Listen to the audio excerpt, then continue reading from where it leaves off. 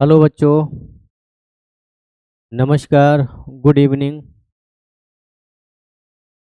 तो बच्चे आप सब लोग कैसे हैं? उम्मीद है मस्त होंगे, स्वस्थ होंगे, बेहतर होंगे, बिंदास होंगे और आपकी पढ़ाई एकदम मस्त चल रही होगी। मैं अमित कुमार राजपूत स्वागत करता हूं आपको आपका अपने प्यारे से चैनल AKR ऑनलाइन क्लासेस 1995 पर। तो मैंने कल आपको बेटा पार्ट 7 फिजिक्स का यानी क्लास 12 यूपी बोर्ड फिजिक्स का जो चैप्टर नंबर 1 है वैद्युत आवेश एवं विद्युत क्षेत्र का पार्ट 7 मैं कल आपको पूरा क्लियर करा चुका हूं।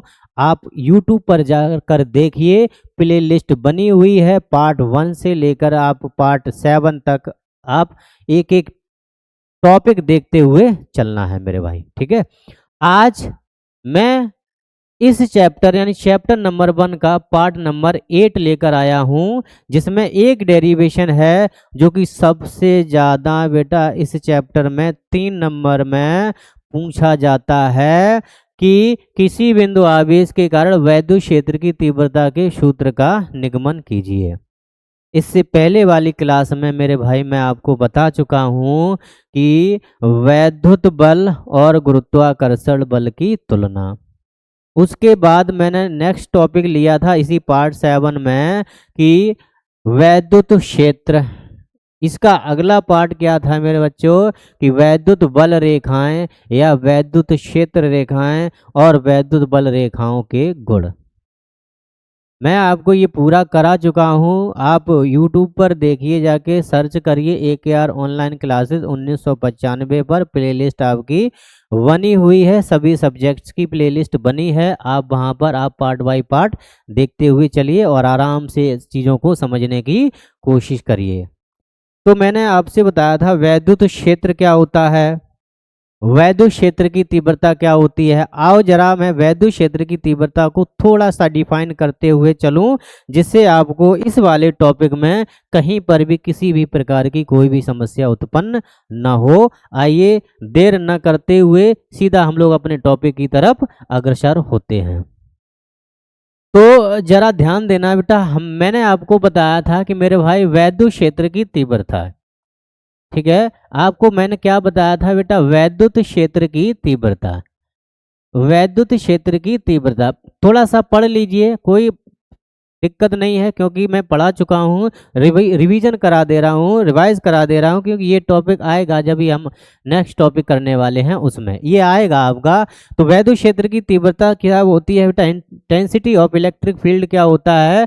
तो क्या बताई थी बेटा परिभाषा कि वैद्युत क्षेत्र में स्थित किसी बिंदु पर रखे परीक्षण आवेश पर लगने वाले बल, ध्यान रखना मेरे भाई कि परीक्षण आवेश पर लगने वाले बल तथा परीक्षण आवेश की मान की निष्पत्ति को वैद्युत क्षेत्र की तीव्रता कहते हैं। ध्यान दीजिए मेरे भाई सभी लोग, मैंने परिभाषा आपसे क्या पूछी थी, मैंने परिभाषा को आप क्या लिखाया था कि वैद्युत क्षेत्र के भीतर किसी बिंदु पर रखे परीक्षण आवेश पर लगने वाले बल और परीक्षण आवेश के मान की निष्पत्ति को वैद्युत क्षेत्र की तीव्रता कहते हैं। तो परीक्षण आवेश को मेरे भाई होता क्या है, परीक्षण आवेश, परीक्षण आवेश को शो कैसे करते हैं, इसकी परिभाषा आज दिन तक बोर्ड एग्जाम में कभी पूछी नहीं गई है और ना ही कभी पूछी जाएगी। लेकिन अब जो भी हम डेरिवेशन करने वाले हैं उसमें मेरे भाई परीक्षण आवेश यानी Q0 का जिक्र किया जाएगा।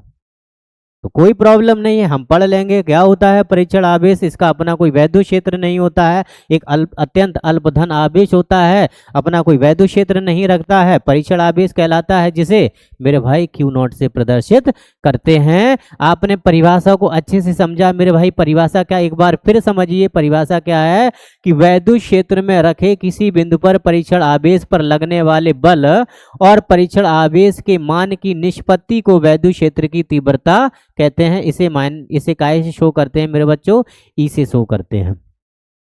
अगर मैं आपसे मात्रक के बारे में पूछूं, मात्रक क्या हो जाएगा, ई का मात्रक आप जानते हैं मेरे शेरों, एफ का मात्रक क्या होता है, न्यूटन, और आवेश है परीक्षण आवेश, फर्क नहीं पड़ता, आवेश लगा है तो आवेश का मात्रक क्या होता है, न्यूटन।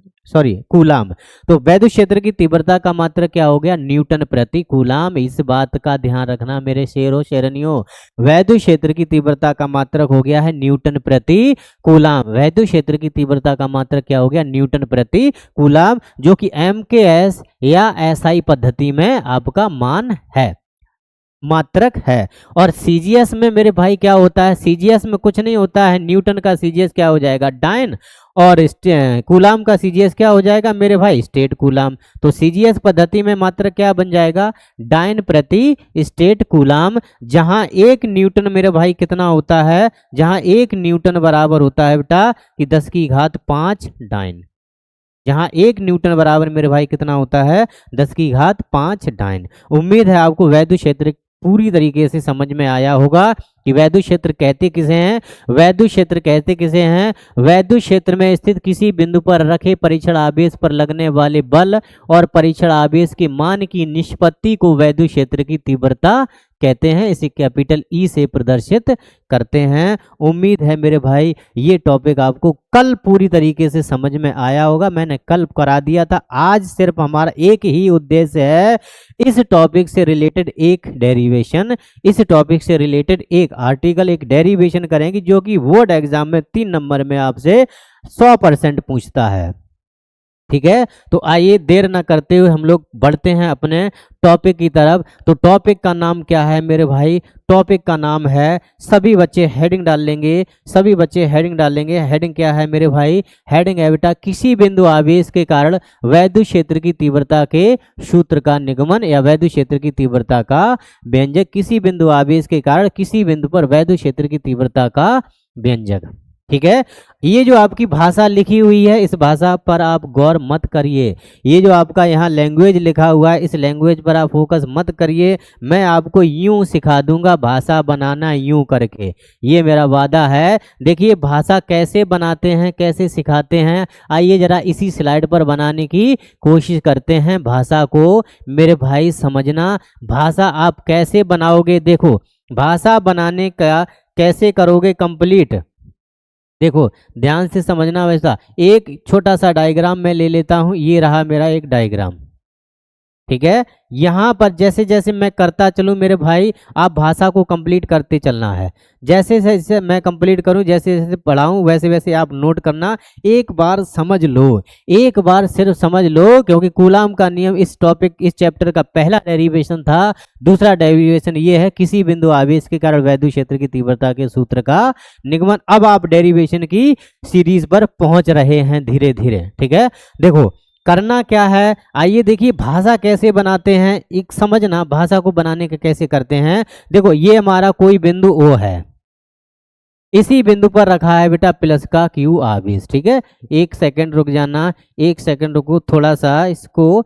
ये हमारा बिंदु O है, इस पर रखा हुआ है प्लस का Q आवेश। अभी जितना समझा है उतना ही आप भाषा में कन्वर्ट करो इसको। कैसे, माना बिंदु O पर प्लस Q आवेश, आई बात समझ में। मैंने कहा नहीं आपको इतनी सरल भाषा में फिजिक्स पढ़ने को मिलेगी आपके YouTube चैनल पर, बिल्कुल फ्री ऑफ कॉस्ट। पूरा सिलेबस आपका YouTube पर जाएगा, पूरा सिलेबस, कहीं भी आपको कोई भी पैसा खर्च करने की कोई ज़रूरत नहीं है। बस आपका मुझे एक लाइक चाहिए और अपने दोस्तों को शेयर करते चलना है। और आपसे निवेदन है कि चैनल को सब्सक्राइब करवाते चलिए, क्योंकि जानते हैं आप लोग, क्योंकि मैं इस चैनल पर एक नया हूं, क्योंकि पहली बार मैंने YouTube पर पढ़ाना स्टार्ट किया है। तो कभी कभार हो सकता है कि हमसे कोई भी गलती हो जाए, बोलने में थोड़ी सी दिक्कत आ जाती है, बट उसको आप इग्नोर करते चलिए। सिर्फ आप फिजिक्स वाले टॉपिक पर क्लियर करना, कॉन्सेप्ट पर क्लियर करना। ठीक है मेरे भाई, चलो देखो अभी आपने जो लिखा है, एक बिंदु O है, इस पर प्लस Q आवेश है, एक ऐसे जिसका परावैद्युतांक K है। देखो भाषा को बनाना, माना बिंदु O पर प्लस Q आवेश एक ऐसे माध्यम में रखा है जिसका परावैद्युतांक K है। समझना, माना बिंदु O पर प्लस Q आवेश एक ऐसे माध्यम में रखा है जिसका परावैद्युतांक K है। इतनी बात किसी समझ में नहीं आई मेरे भाई। आराम से समझना कि माना बिंदु O पर प्लस Q आवेश एक ऐसे माध्यम में रखा है जिसका परावैद्युतांक K है। उसके बाद की भाषा क्या है, फिर इस बिंदु से हमने R मीटर की एक दूरी ले ली है और इसी दूरी पर यहाँ पर एक बिंदु P है और इसी बिंदु पर हमें वैद्युत क्षेत्र की तीव्रता ज्ञात करनी है। आओ जरा भाषा पर फिर फोकस करते हैं कि माना बिंदु O पर प्लस Q आवेश एक ऐसे माध्यम में रखा है जिसका परावैद्युतांक K है कि बिंदु O से, समझिए आगे की कहानी, बिंदु O से स्मॉल r मीटर की दूरी पर एक बिंदु P है जिस पर वैद्युत क्षेत्र की तीव्रता ज्ञात करनी है। ये है इसकी भाषा। हमें ज़्यादा भाषा पर फोकस करना ही नहीं है। फिजिक्स में बेटा कम से कम और सटीक भाषा को लिखा जाता है। ये आला नहीं लिखनी है, जीवन परिचय नहीं लिखना है, ये इतिहास नहीं लिखना। हम फिजिक्स पढ़ रहे हैं तो फिजिक्स के अनुसार ही काम करेंगे। एक बार मेरे भाई फिर समझना, एक बार फिर कोशिश करना कि भाषा को कैसे बनाते हैं, देखना, ध्यान देना है। मैं एक बार फिर डायग्राम बना दे रहा हूं, इस बार फिर समझना मेरे भाई। देखो, माना बिंदु O पर प्लस Q आवेश एक ऐसे माध्यम में रखा है जिसका परावैद्युतांक K है। बिंदु O से स्मॉल r मीटर की दूरी पर एक बिंदु P है जिस पर वैद्युत क्षेत्र की तीव्रता ज्ञात करनी है। आई बात समझ में? ठीक है, चलिए आगे बढ़ते हैं और यही भाषा हमारी यहाँ पर लिखी है। अब आप चेक कर सकते हैं भाषा पर, आप गौर कर लीजिएगा भाषा पर आपकी क्या भाषा लिखी हुई है। मैं डायग्राम बना दे रहा हूँ, एक बार मैं डायग्राम बनाता हूँ, उसके बाद टॉपिक को क्लियर करते हैं।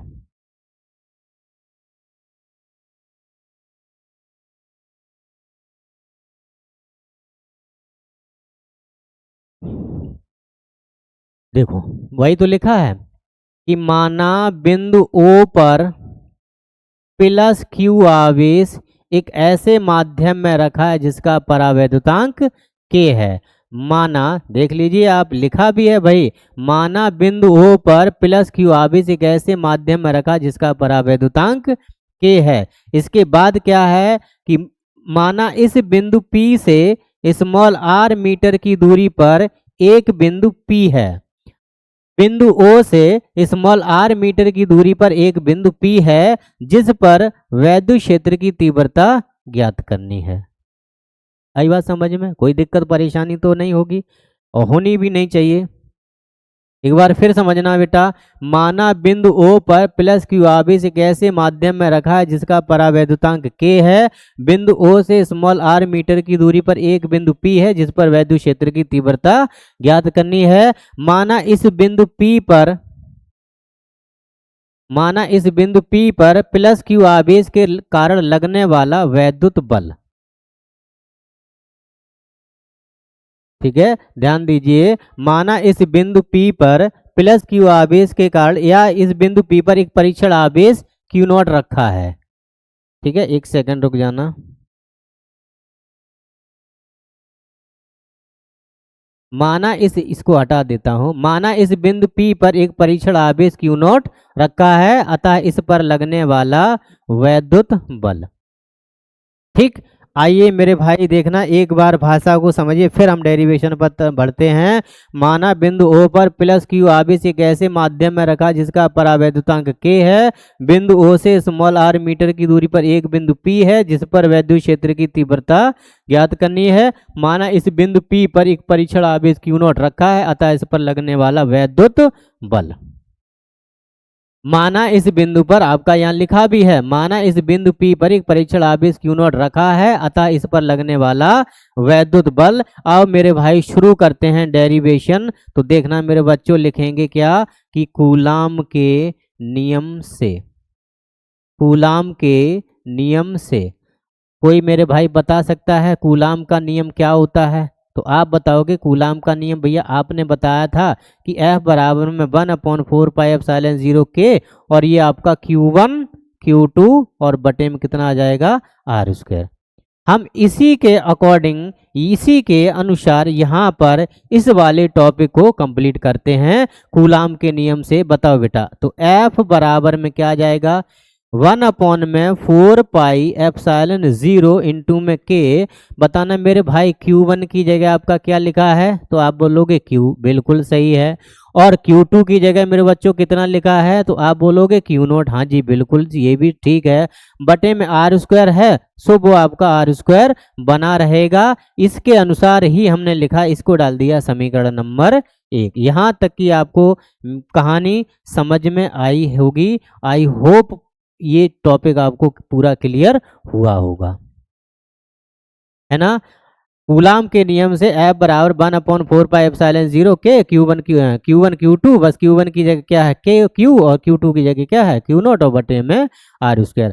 अब देख लो हमारा मकसद क्या है बेटा, हमें क्या चाहिए है, वैद्युत क्षेत्र की तीव्रता। आ जाओ बेटा देखना, चूंकि वैद्युत क्षेत्र की तीव्रता, क्योंकि वैद्युत क्षेत्र की तीव्रता बताना मेरे भाई E बराबर फॉर्मूला आपने क्या लिखा था, अभी मैंने थोड़ी देर पहले बताया था, मैंने बताया था ये काम आएगा। यानी E बराबर में फॉर्मूला क्या था मेरे भाई, F बटे में Q0, इसको डाल दिया समीकरण नंबर 2, F बटे में Q0 और इसे डाल दिया समीकरण नंबर 2। यहाँ तक की कहानी आपको पूरी तरीके से समझ में आई होगी। आगे बढ़ते हैं आगे की कहानी को क्लियर करने के लिए।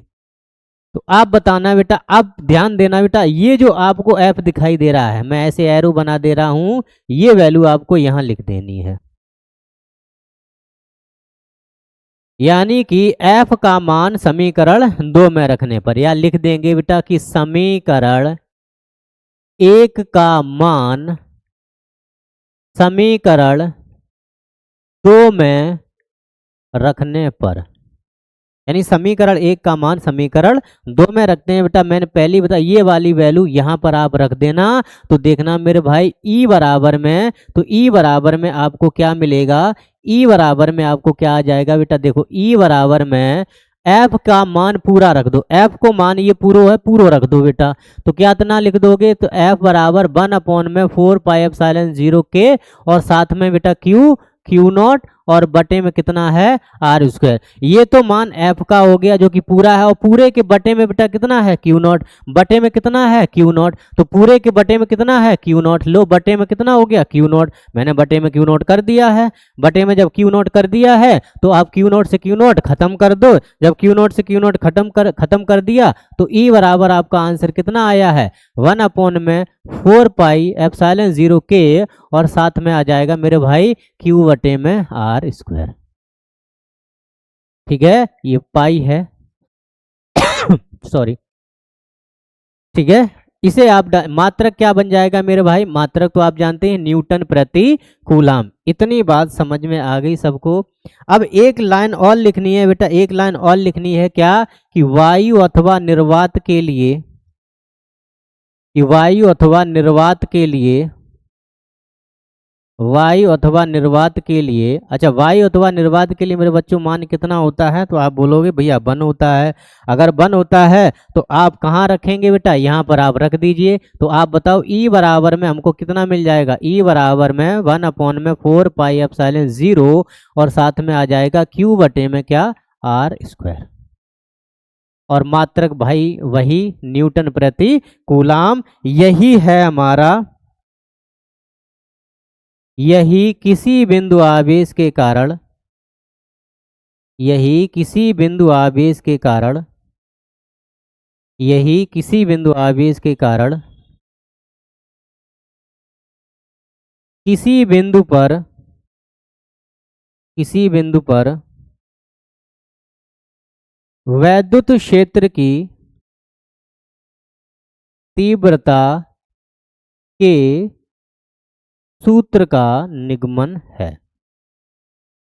उम्मीद है आपको ये पूरा डेरिवेशन अच्छे से क्लियर हुआ होगा। एक बार पूरा रिवाइज कर लेते हैं बेटा, कि माना बिंदु O पर प्लस Q आवेश एक ऐसे माध्यम में रखा जिसका परावैद्युतांक K है। बिंदु O से स्मॉल r मीटर की दूरी पर एक बिंदु P है जिस पर वैद्युत क्षेत्र की तीव्रता ज्ञात करनी है। माना इस बिंदु P पर एक परीक्षण आवेश Q0 रखा है, अतः इस पर लगने वाला वैद्युत बल। तो कूलाम का नियम हमने यूज कर दिया। कूलाम का नियम आप जानते हैं मेरे भाई। कूलाम का नियम क्या होता है, अब कूलाम का नियम आपको खूब पता है बेटा। कूलाम का नियम क्या होता है कि F बराबर 1/4πε0 K Q1 Q2 बटे में आर स्क्वायर। सेम प्रोसेस यहाँ पर करना है कि F बराबर में 1/4πε0 1/4πε0 K, बस Q1 की जगह बेटा कितना है Q और Q2 की जगह कितना है Q0 और बटे में जो आर स्क्वायर है वो बना रहा।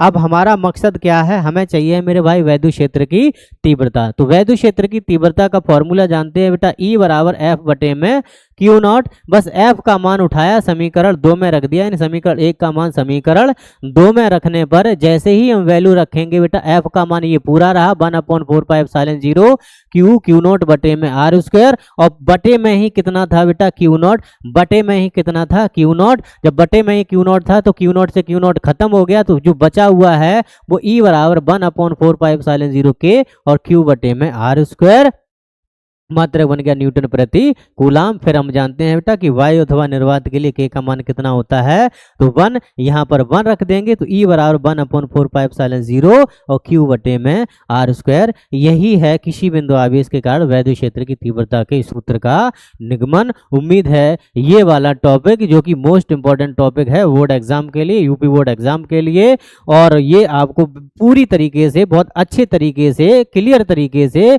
समझ में आया होगा।